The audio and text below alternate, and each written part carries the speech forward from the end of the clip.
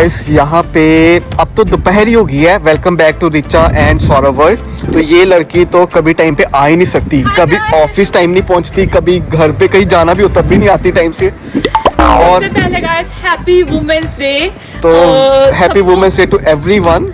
Everyone नहीं, सिर्फ women's को। अरे तो मेंस डे नहीं ना होता, तो इसलिए मैं सबको बोला। होता है, मेंस डे भी होता है। आज है नहीं, एक्चुअली इंटरनेशनल वुमेन्स डे है, जो कि है 8 मार्च। तो मैं वुमेन्स डे के ऊपर एक अच्छा वीडियो आप लोगों के साथ शेयर करना चाहती थी, जो कि थोड़ा सा इंस्पायरिंग हो आप लोगों के लिए। आज रिचा देवी जी अपना ज्ञान बांटेगी। तो सबसे पहले मैं बताऊं कि मैं ना कुछ स्पेशल डे पे या जर्नी शेयर करना चाहती थी, तो मुझे लगा वुमेन्स डे के ऊपर तो ही ये हर करनी दिन ही चाहिए। वुमेन डे होता है भाई, कोई स्पेशल दिन क्या है? पतियों से पूछो, हर वुमेन डे के लिए हर दिन वुमेन डे उनके लिए। तो आज मैं आप लोगों को अपना पूरा एक जर्नी शेयर करने वाली हूँ। मैं ना जब अपने प्रोफेशनल लेवल में इतनी अच्छी नहीं थी, सक्सेसफुल नहीं थी, जैसे कि मैं वही बताने वाली हूँ कि मैंने कैसे अपनी जो क्या कहते हैं कमियां हैं उनको ओवरकम किया। तो शुरू से स्टार्ट करती हूँ कि मैंने कैसे यहाँ पे जॉब ली और कैसे मेरा सिर्फ एक 6 महीने से 1 साल का एक्सपीरियंस था इंडिया में। मैंने कैसे यहाँ पे अपने आप को मेहनत करके उस मतलब कि लेवल तक पहुँचाया। मुझे बड़े सारे क्वेश्चंस आए थे कि आप कैसे उस मुकाम तक पहुँचे, वो भी 3-4 साल के अंदर। अपनी एक जर्नी शेयर कीजिए। तो मैं 1 बाय 1 स्टेप लेती हूँ। सबसे पहले गाइस मैं बता दूँ कि मैं एक MBA हूँ। बेसिकली मैंने इंजीनियरिंग और MBA की हुई है। इंजीनियरिंग मेरी इलेक्ट्रॉनिक्स में है और MBA मेरी मार्केटिंग में है और इंटरनेशनल बिजनेस में है। मार्केटिंग का लॉजिस्टिक के साथ कोई लेना देना नहीं है, लेकिन स्टिल मैंने लॉजिस्टिक किया। उसके पीछे भी एक रीज़न था। तो हुआ क्या, जैसे मैं मुंबई में थी, मैं वहाँ पे मार्केटिंग की कंपनी में काम करती थी। तो मार्केटिंग मुझे कहीं ना कहीं नहीं समझ आती थी, बिकॉज उसमें टारगेट्स होते हैं और हर किसी का वो कप ऑफ टी नहीं होता। तो देन उसके बाद फॉर्चुनेटली सौरभ को लंदन में आने का मौका मिला उसकी कंपनी की ओर से।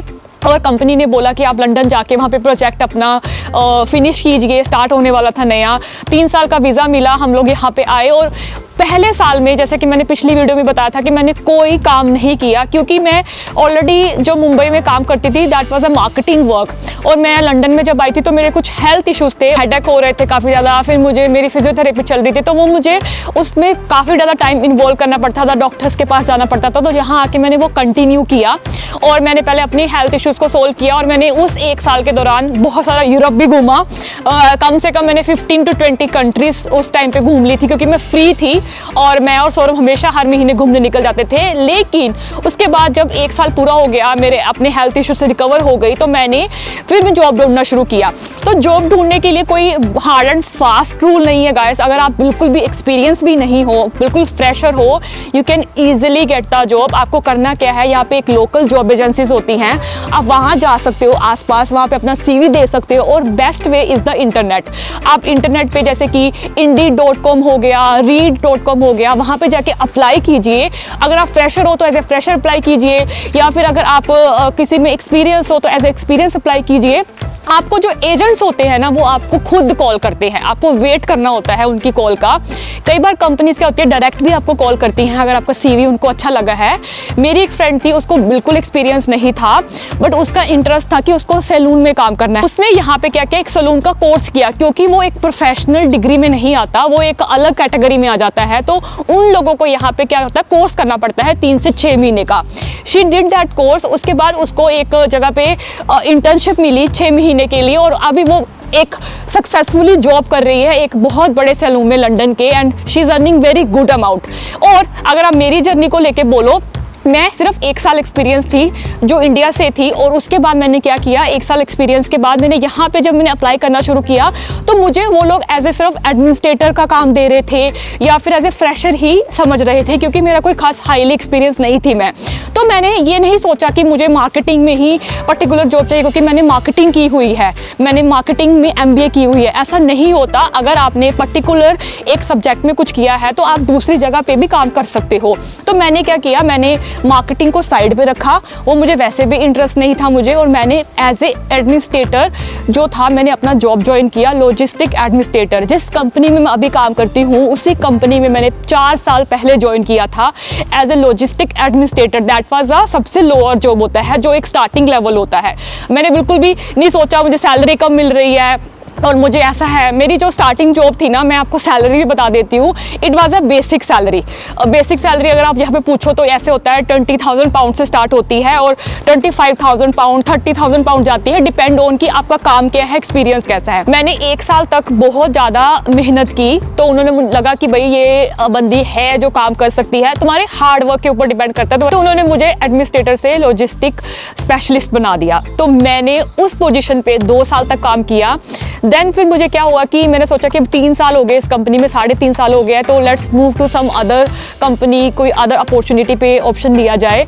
तो मुझे एक अच्छा ऑप्शन मिला किसी दूसरी कंपनी में, तो मेरी करंट कंपनी ने ही मुझे रिटेन करने के लिए उन्होंने मुझे काउंटर ऑफर किया, दैट वाज लॉजिस्टिक मैनेजर। तो इस तरह से तुम अपनी अगर मेहनत करते हो तो तुम उस कामयाबी पे पहुंच सकते हो। लेकिन स्टिल ऐसा नहीं है कि सब लोग कहेंगे कि भाई अच्छा ऐसा होता है, ऐसा होता है, ऐसा नहीं होता, सबके साथ डिफरेंट हो सकता है यार। मेरी कंपनी, मैं काम करती हूँ एक शिपिंग कंपनी में, तो वहाँ पे लेवल अलग होता है। कोई अगर आईटी में काम करता होगा उसका लेवल अलग होता होगा, तो सब चीज़ों के अलग अलग पॉइंट ऑफ व्यू हैं। तो ये मत सोचिएगा कि भाई मेरी जर्नी के साथ ही सबकी जर्नी जुड़ी होगी, ऐसा नहीं होता। ऐसे बंदे भी होते हैं जो सीईओ और डायरेक्टर भी बन सकते हैं अपनी कैपेबिलिटी के ऊपर। तो आप अपनी कैपेबिलिटी को समझने की कोशिश कीजिए। जैसे मेरा ईरा मार्केटिंग नहीं था, मैंने मार्केटिंग में एमबीए तो कर ली, लेकिन मुझे फिर बाद में फील हुआ कि मैं उसमें आगे नहीं जा सकती हूँ, तो मैंने उसको उसी टाइम पे क्विट कर दिया। 2 डिफरेंट टॉपिक है, इंडिया से जॉब कैसे पाए और यूके आके जॉब कैसे पाए। तो दोनों एक डिफरेंट टॉपिक्स होने वाले हैं और बहुत सारे लोग इससे रिलेट कर सकते होंगे, तो उसके लिए प्लीज वेट कीजिए, बहुत जल्दी आने वाली है। और अभी हम बहुत ठंड हो रही है, हाथ पैर पूरे हो रहे हैं। तीसरी वीडियो आएगी जो कि हम किसी एक स्टूडेंट के साथ बनाने वाले हैं, जिसमें कि कैसे एक स्टूडेंट यूके से इंडिया से यहाँ पर आया है पढ़ने के लिए, उसका एक्सपीरियंस कैसा है। हमारी बात चल रही है 1-2 स्टूडेंट्स के साथ, हम उसका एक्सपीरियंस भी जल्दी शेयर करेंगे। बट अभी हम फटाफट निकलते हैं, आज हमारे बहुत सारे काम है जो हमें करने हैं। एक हमें थोड़ा सा सामान खरीदना है, फिर सौरभ ने मुझे डेट पे लेके जाना है, डिनर डेट होगी, मूवी डेट होगी, कुछ तो होगा, वुमेन्स डे सेलिब्रेट करेंगे। खत्म नहीं हो रही हमारी डेट। शादी के कितने साल हो गए? शादी के पता नहीं 8 साल हो गए। 8 सालों से डेट। यार मेरे हाथ पूरे ठंडा हो गया सौरभ। चलो चलो चलो चलो चलो भी ब्रोकली ले लो। चलो ये बटर भी ले लेते हैं, एक सैलड भी ले लिया, हेल्दी सामान, मिक्स वेज ले लेते हैं 4-5। नहीं बाबू, खाने के लिए महंगा है ये 2 बड़े हैं। फिर चलो भाई, मुझे आया पसंद ये चीज कि इसके अंदर ना तुम्हारा ये पैन केक, इडली विडली जो भी हम बना सकते हैं, इडली तो नहीं लेकिन कुछ भी सूजी का चिल्ला टाइप बेसन का, तो हम सोच रहे हैं ट्राई करते हैं इसको। और इसका कॉस्ट भी ठीक ठाक है, 19 पाउंड का है। बहुत ही बढ़िया। तो अभी ये लेते हैं, थोड़ा सा ग्रोसरी लेते हैं और अभी हम निकलते हैं। जैसा कि सौरभ को चॉपिंग पसंद है, तो मैं सौरभ को ये गिफ्ट करने वाली हूँ।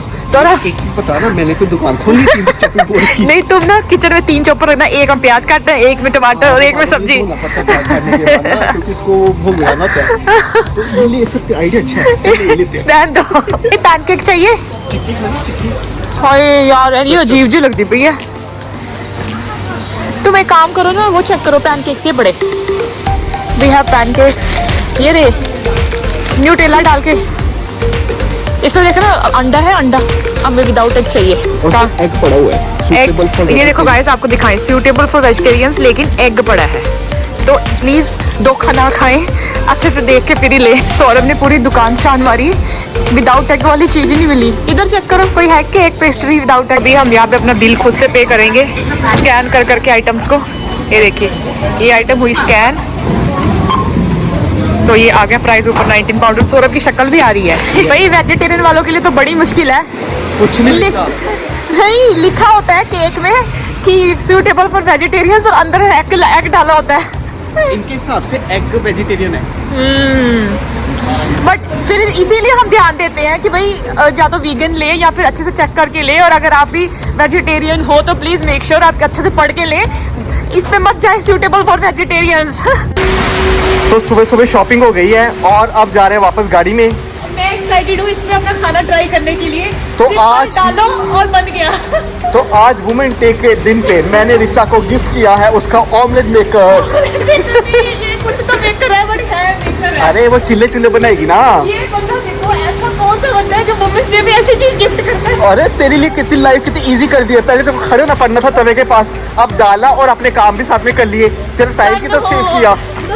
जो ऐसी चीजें गिफ्ट करता है। ऐसा ही हूँ मैं, देख के ना कितना सोचता है। शादी के जितने साल बीतते जाते हैं ना, उतने सालों में गिफ्ट की जो कहते हैं ना अहमियत भी कम होती जाती है। पहले फ्लावर्स और ये सब आते थे, अब ये सौरभ कह रहा है मैं फुल पेट्रोल कराने लगा हूँ गाड़ी का। तुम इतना घूमती हो कि हर हफ्ते ना 80-90 किलोमीटर हम भाई इतना जोड़ इतनी गप बस इसको पेट्रोल के रेट इतने बढ़ गए हैं ना, टेंशन हो रही है। टेंशन तो ये हो रही है कि पेट्रोल के रेट बढ़ गए हैं, इसका लग रहा है फटका।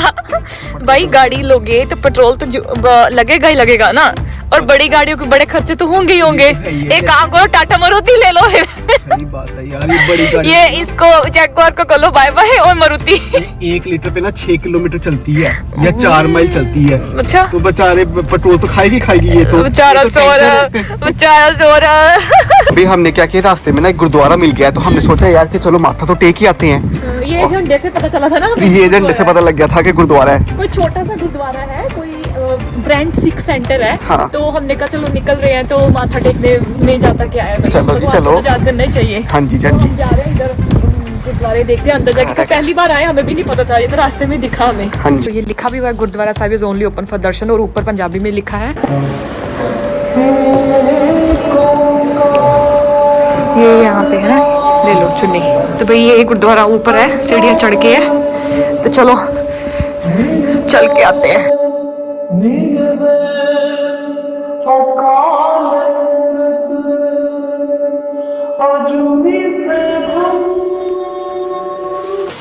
तो ये माथा टेक लिया, अभी हम निकल रहे हैं।